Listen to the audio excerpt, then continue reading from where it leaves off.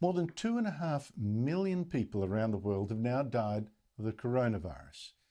And it is critical that we understand how this started, because we need to stop the same thing happening again, or probably worse, happening again. And it's also critical, therefore, that we do not get lied to, that information is not kept from us.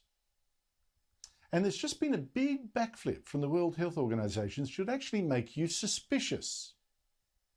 Now, it is the most curious of coincidences, an extraordinary coincidence, that this virus erupted in one of the very few cities in the world with not just one, but two medical institutes that study bat viruses just like this, including the Institute of Virology, that months earlier had advertised for more researchers to come work on new viruses it had found.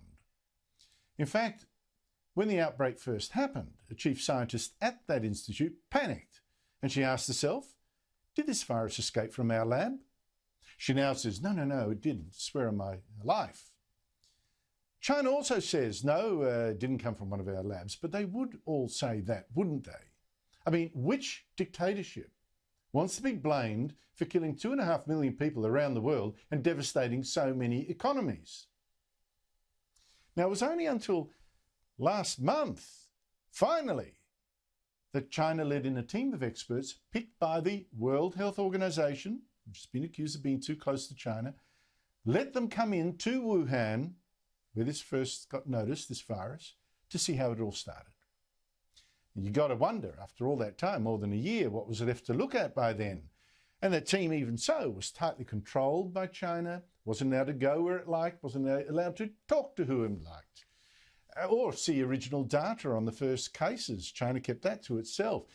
Yet at the end of that investigation in China, the head of it said, that's it, we now know enough to effectively rule out the theory that's pushed by the US, and I should say, though, denied by most experts, we know enough to rule out that this virus escaped accidentally from one of those labs.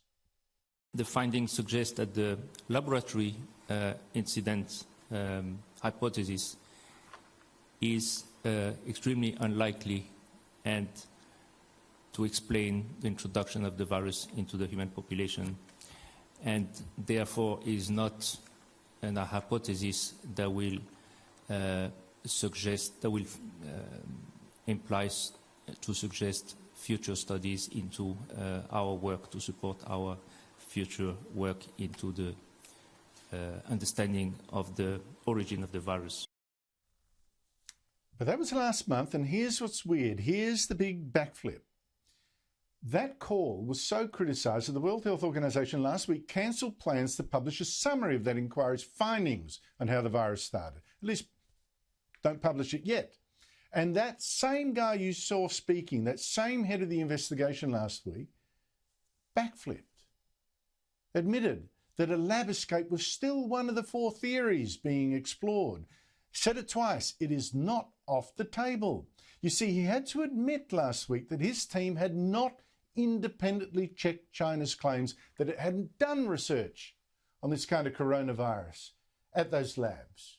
He said, of course, we didn't do an audit of any of these labs, so we don't really have hard facts or detailed data on the work done there.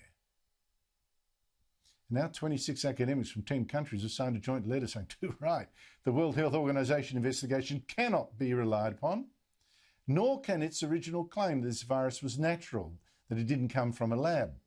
And these scientists say there is as yet no evidence demonstrating a fully natural origin of this virus. We believe the joint team process and efforts of the World Health Organization team to date do not constitute a thorough, credible and transparent investigation.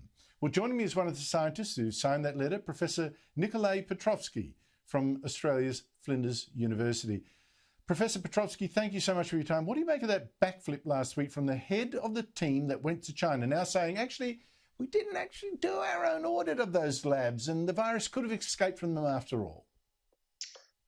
Well, Andrew, as you know, we've been imploring all the bodies looking at this virus over the last 12 months to not rule out any possibility until we've got firm scientific evidence that, where this virus came from. And to be honest, to this day, no one knows the source of this virus. It hasn't been found in nature, and that leaves open the possibility that this was not a totally natural virus, that it may have been an accidental leak from a laboratory. So, I just hope when WHO hand their definitive report down next week that they don't fall into the same trap of really running up this smokescreen that somehow a lab origin has been definitively excluded. Because we've seen no evidence over the last 12 months that rules that possibility out. I read the letter that you signed, and I was astonished by how thoroughly you absolutely eviscerated that investigation, showed in so many ways how it was misled or had information kept from it. It was under the thumb of the Chinese, etc., etc., etc. I urge everyone viewing, if you've got any doubt about how incredible, literally, that investigation was, go to that letter on the web. In short, what was your problem with that investigation? Well, really everything, Andrew. I mean, the truth is that this was never really an investigation into the origins of the virus. To be honest, it was a goodwill trip, put together by WHO in collaboration with the Chinese government. I think that's important. China is very important to public health, so it is important that WHO engage with them. But it was clear from the start the mandate of this joint panel, which was 50% put together by China, and China also had to agree to every member on the WHO side. That panel was never put together to investigate the possibility that there may have been human intervention in this virus. That was not the purpose of the investigation, as they call it. It was really to look at the epidemiology of the virus and understand that better. But, I think as they've now admitted, they don't have the skills, they're not forensic experts, and they didn't have access to any of the records that they would need to even start to answer the question of, could this virus have emerged from a laboratory? So really it was flawed from the start, and I don't believe that the purpose of the inquiry from the start was to answer these types of questions. I found it extraordinary in your letter you detail, for instance, that China has the say, and China insisted on that last week, has the final, it's got to approve what the investigation found into itself. I also was amazed that the original records of the first wave of people who got the virus, China didn't let that out of its hands. It just told the committee what it had concluded. It didn't say, here, check for yourself, here's the information. That strikes me as highly suspicious. Well, again, we're dealing, with a national government here, and, they may not choose to share information as many governments do. But at the same time, it means that we have to assemble information ourselves, that we can't rely on the Chinese to give us, the information and all information. That means we have to gather that information independently. And that's why we believe only an independent inquiry can really get to the bottom of the origins of this virus, because clearly the Chinese, for the reasons best known to themselves, do not want to share all the information. They've made that very clear. I don't think we can read more into it than we need an independent investigation and inquiry that doesn't have to rely on Chinese cooperation to get to the bottom of this. How could anyone argue the opposite? I mean, it's 2.5 million people dead, for heaven's sake.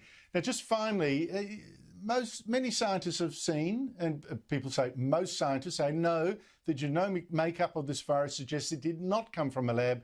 It came from bats via some animal that no one, including this inquiry, has ever been able to identify. Why do you think they're wrong? Well, it's really not just me, but there are many scientists who obviously signed this letter, and many more out there who've done their own investigations into the genomics of this virus. And there are some very worrying features that simply no one has yet explained, that could easily have been put in there by genetic engineering or manipulation in the laboratory. These are very standard practices that can be done really in many different labs. And we don't have the ability to distinguish between those changes that could have been done in the lab and those that might have occurred in nature. So there's no way we can definitively exclude some human intervention in the origins of this virus. And we just want to get to the bottom of it. It could be a natural virus, but equally, it may well have come out of a laboratory. Professor Nikolai Petrovsky, thank you so much indeed for filling us in on this. This is a very important development. Thank you.